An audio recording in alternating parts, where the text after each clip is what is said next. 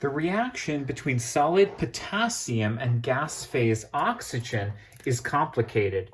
If you're just starting out your career in chemistry, you're probably being asked for the product of K with O2, and you're being expected to crisscross charges.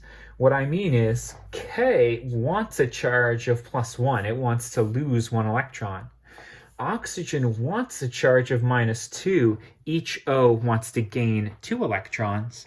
And your job is to know that you can crisscross these, or that it's a 2-to-1 ratio that's needed to make them cancel out, and that you end up with K2O, an ionic solid. Unfortunately, in the real world, it's not that simple.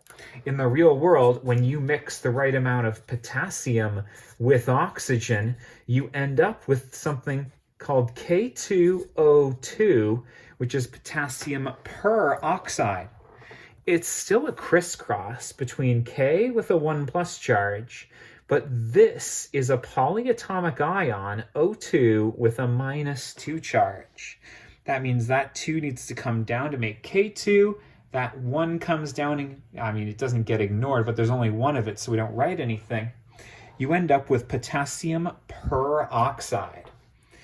In the real world, once you get that, you have 2 options. You can either heat it up to 500 degrees Celsius, in which case it will break apart to give you K2O and some of the gas phase oxygen back, or you can simply add more potassium to it.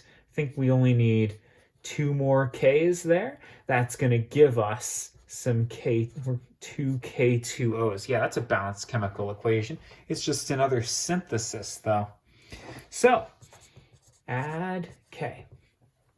So, if you're in grade, I don't know, if you're in high school, your teacher's probably looking for you to say that potassium oxide is the product of potassium plus oxygen.